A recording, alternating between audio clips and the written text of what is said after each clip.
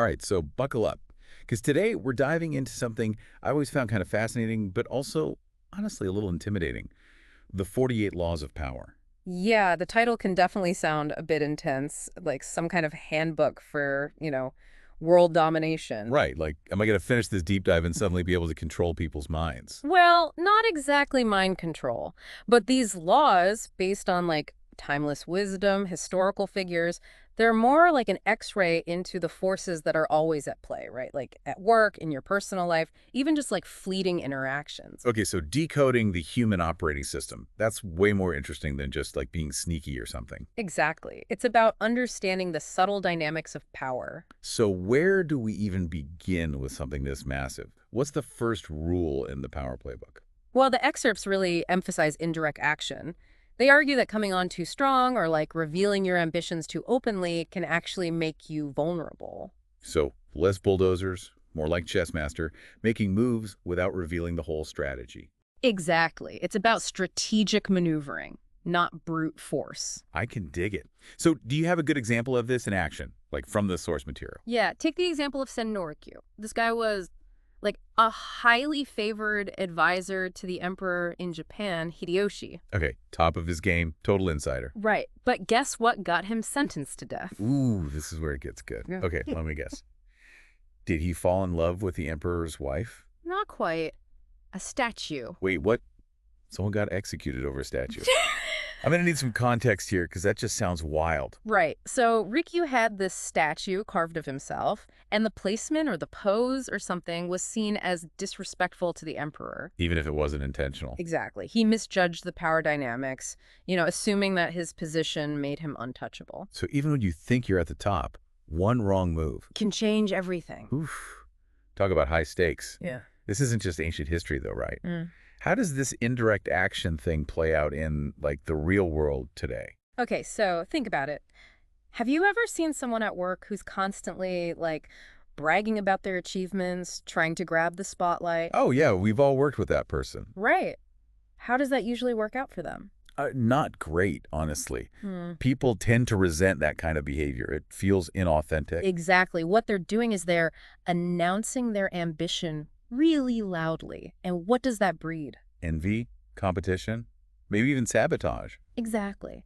But now imagine someone else working quietly, delivering consistently, letting their results speak for themselves. They're not being a pushover. They're just being strategic. Exactly. They're using indirect action.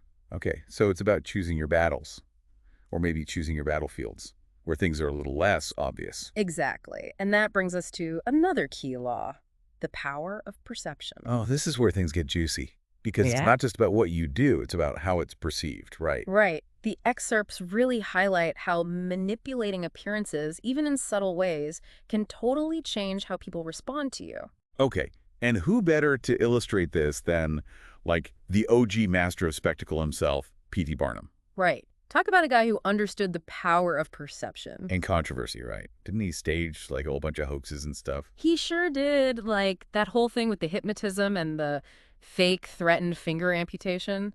Talk about extreme measures for attention. Right, but, I mean, we're still talking about it today, so clearly he knew how to make an impression. Exactly. Barnum understood that a little calculated risk, even flirting with controversy, could make you unforgettable. It's like you don't want to just blend in, you want to stand out, even if it ruffles a few feathers along the way. Exactly. It's about crafting an image. Now, with Barnum, it was extreme, but it worked for him. So for those of us who aren't trying to be, like, the next P.T. Barnum, how do you walk that line between, like, being authentic and being a total phony? That's where self-awareness comes in. What are the things about you that are already unique? What makes you stand out? It's about highlighting what's already there, not trying to be someone you're not. Exactly. You're not trying to fool anyone. You're just strategically presenting yourself in a way that makes you memorable. Okay, so we've got indirect action and perception as our first two power plays. This is already making me rethink how I approach, well, pretty much everything. Get ready, because this next one is a real curveball. Okay, hit me with it. What other secrets does this book hold? According to the 48 Laws of Power, having enemies isn't always a bad thing. Hold up. Enemies. Isn't the goal to have everyone like you be on your side? To sing your praises? It seems that way, right?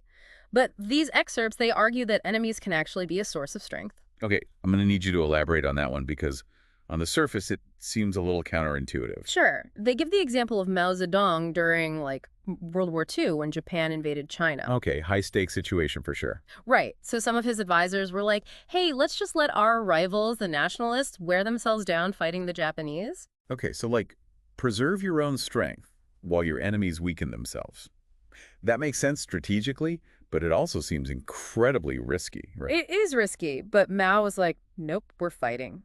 He recognized that taking on a powerful enemy like Japan, even if it was risky, would ultimately make his own forces stronger. He was playing the long game, building strength through conflict. Exactly. It's a bold move, but the source material argues that sometimes it's not about avoiding conflict, but choosing when you engage with it and with whom. It's like picking your battles for maximum impact. Exactly. Okay, that's a perspective shift. So sometimes enemies can light a fire under you, push you to be better, stronger. In a way, yes. It's not about actively seeking out enemies, but understanding that conflict, when approached strategically, can actually be a catalyst. A catalyst for growth, for advancement, even for, defining who you are as a leader. Exactly. Now, all of this requires information. Knowledge is power. That's not exactly a new concept. Right, but the source material takes it a step further. It's not just about having information, it's about understanding the players, understanding the nuances. The excerpts share this crazy story about this art dealer, Joseph Duveen.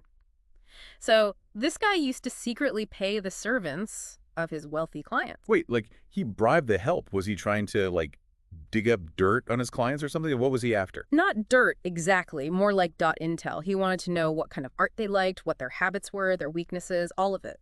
So it's like having insider information, knowing what makes people tick. Exactly. And this kind of information, it's valuable in any negotiation, right? Whether you're dealing with a client, a boss, even a competitor. Okay, that is a really good point.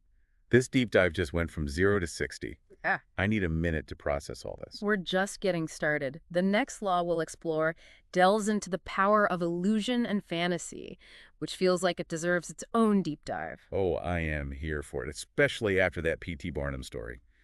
Lay it on me. All right, so you ready for this deep dive into illusion and fantasy? Hit me with it. You know I love a good story. Okay, so the source material talks about appealing to people's fantasies, especially in tough times, like uncertainty, hardship. When people are looking for escape, a distraction. Exactly. And they use this fascinating story about an alchemist, Marco Bragadino. An alchemist. Okay, we're going full fantasy novel here. Love it. Right.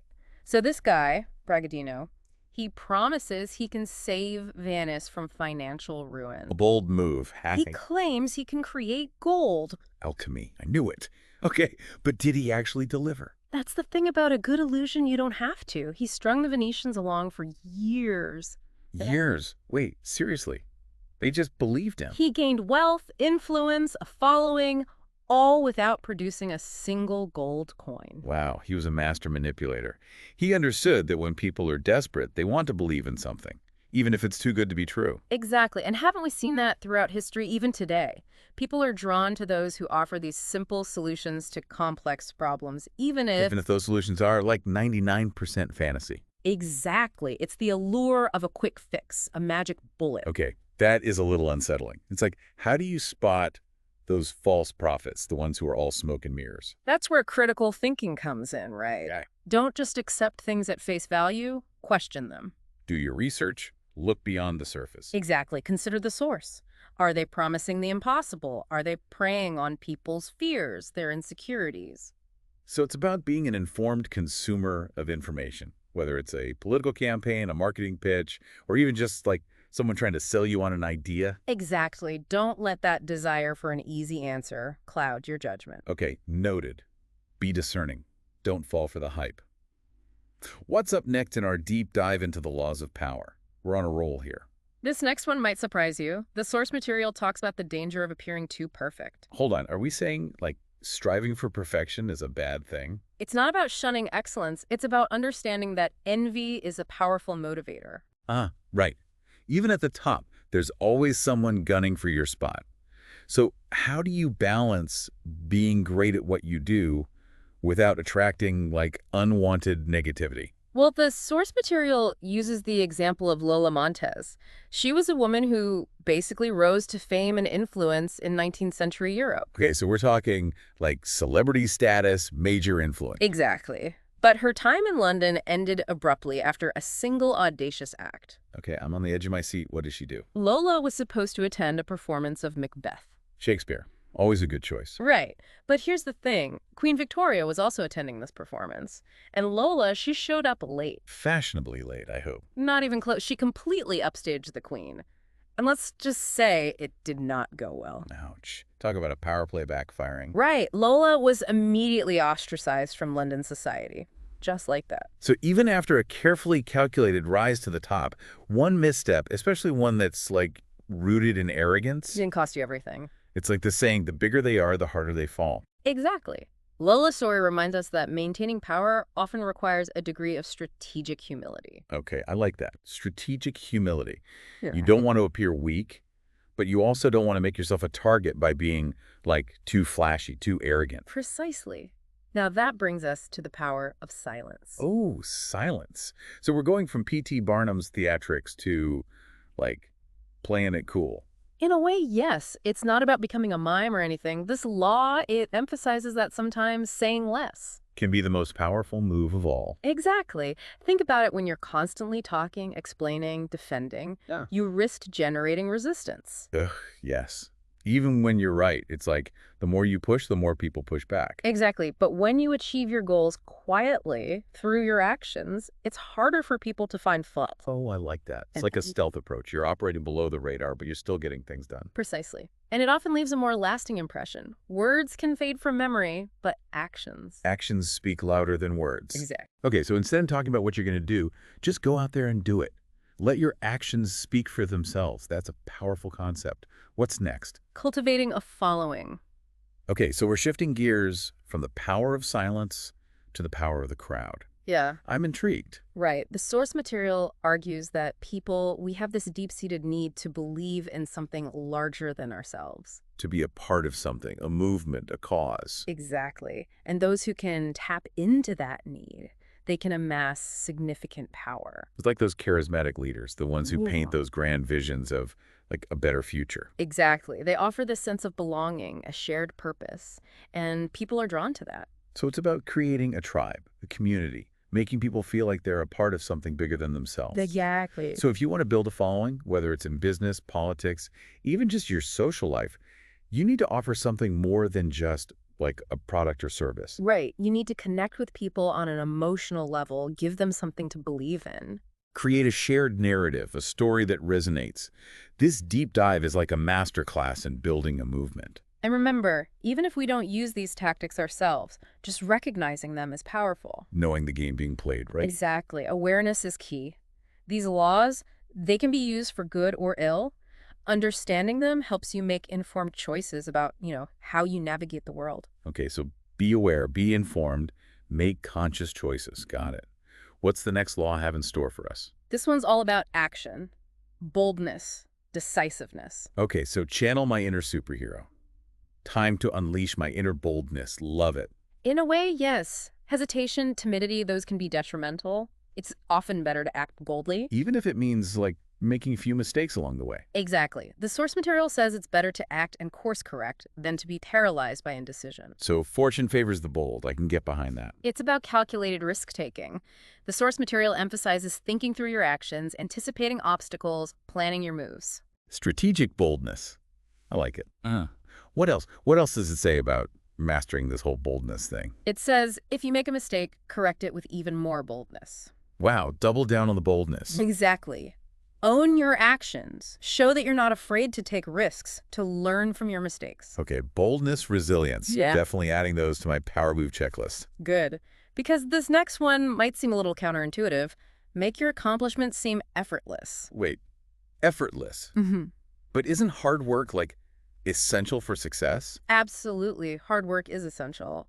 But you shouldn't advertise the struggle. Let the results speak for themselves. Ah, okay, so it's like those swans, gliding along, looking all graceful, but underneath. They're paddling like crazy. Exactly. The source material argues that when you make your accomplishments look effortless, it enhances your aura of power, of mystique. It's like watching a magician, right? The more effortless it seems, the more impressive it is. Exactly. Keep your methods a secret. Keep your secret sauce a secret. Okay, so be a little bit of a magician. But why is that so important? Because when something seems effortless, people don't question it as much. They're less likely to dissect it, to criticize it. It's like, if it came easily to you, then it must be because you're just naturally gifted. Yeah. It's counterintuitive, but it totally makes sense. And it plays into that idea of perception we talked about earlier, right? This effortless accomplishment, it enhances your image, makes you seem more talented, more capable. More powerful. Exactly. Okay, this is a lot of information to process. It is, but it's important to remember these are just tools. How you use them is up to you. Right. Like any tool, they can be used for good or for, For ill. Exactly. But even if we choose not to use these tactics ourselves, it's still valuable to recognize them, right? Absolutely. Knowledge is power.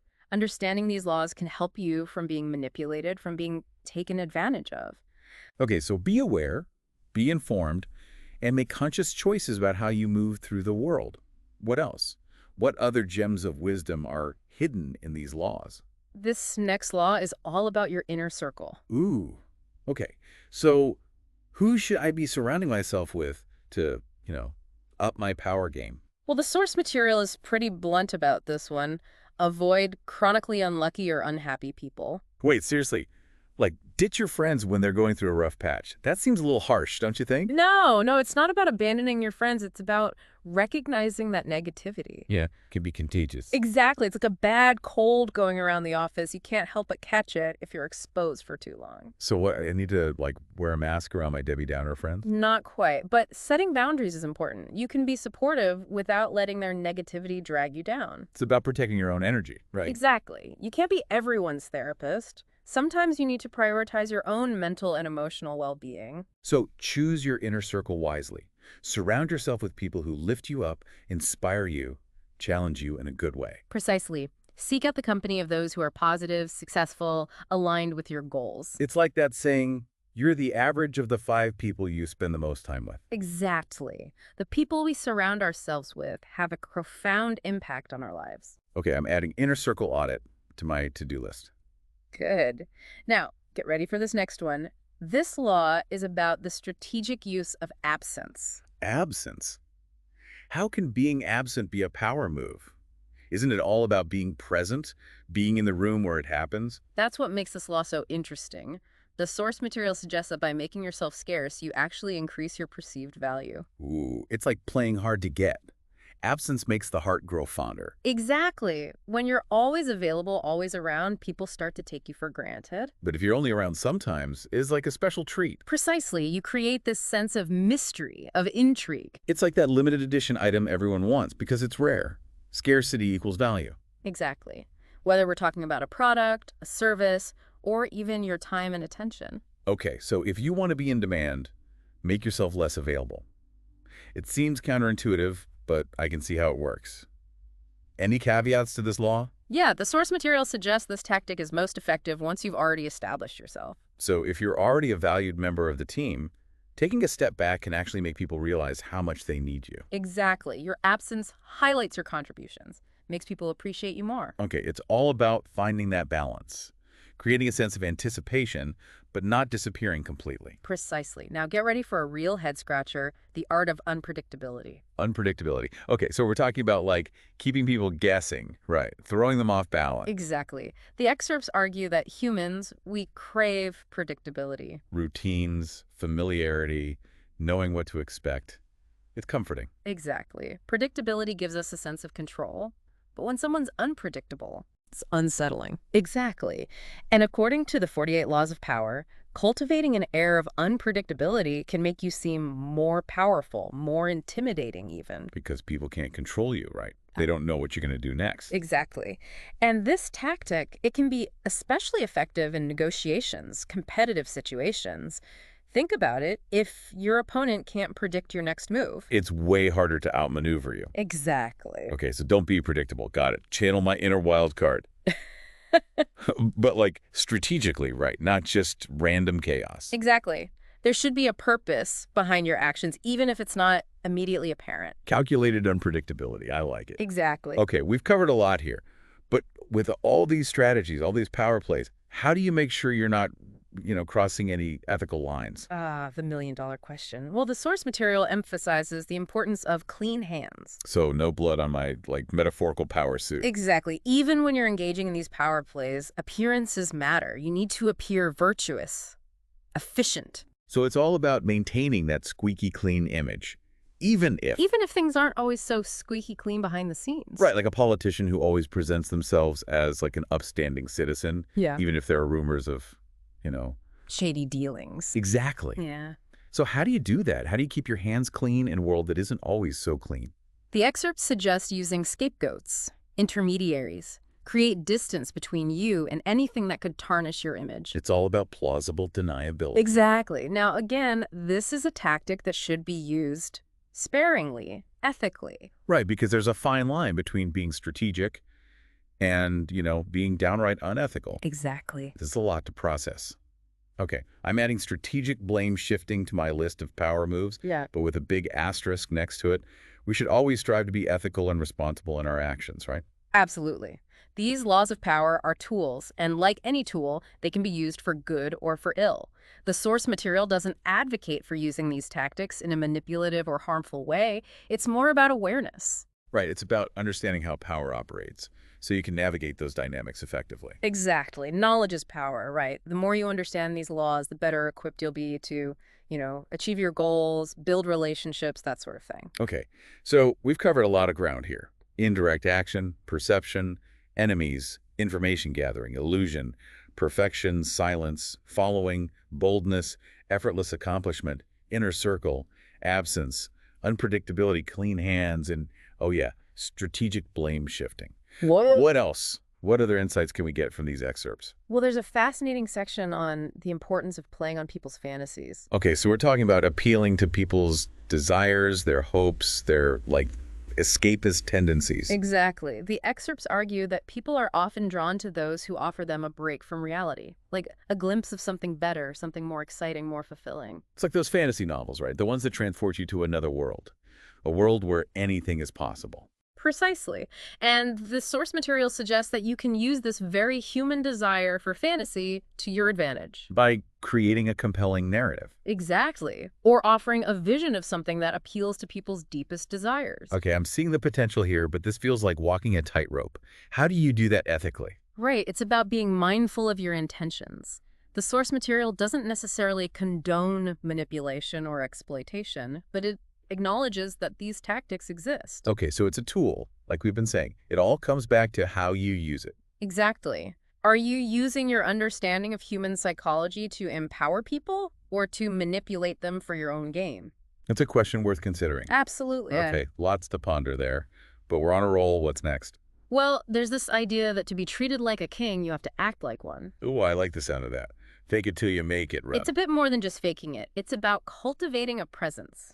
An aura of authority, confidence. Walk the walk, talk the talk. Exude that, like regal energy. Precisely. People are drawn to confidence, to authority. It's like those leaders who can command a room, right? Just their presence has that gravity to it. Exactly. Okay, so project confidence, command respect.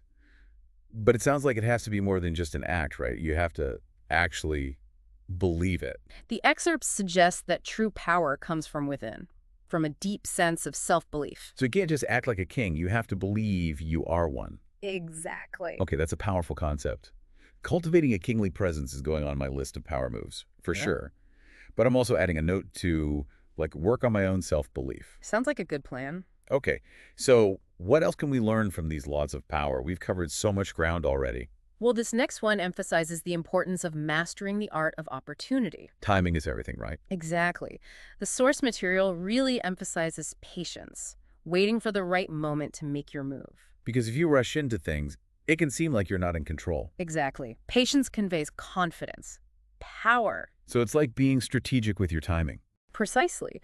The excerpts actually encourage you to become a specialist in the art of timing, knowing when to act, and just as importantly, when to hold back. Okay, so patience is a virtue, not just a saying. It's about picking your moments carefully, mastering that balance between action and restraint. Exactly. And that's a skill you can develop. With practice, with observation. Mastering the art of timing, another power move to add to the list. There you go. This has been incredible. I feel like we've just scratched the surface of the 48 laws of power, but in the best way possible. It's definitely a deep dive. And remember, these laws, they're not a set of rules to live by, more like. Guidelines, insights, things to be aware of as we navigate the world. Exactly. Knowledge is power. And now you have a little more knowledge about how power operates. I feel like I need to go back and listen to this whole deep dive again. But for now, I want to thank you so much for, taking this journey with me. And for our listeners, what resonated with you from this deep dive? Which laws could you see yourself using? We'd love to hear your thoughts. Until next time, keep exploring, keep learning, and keep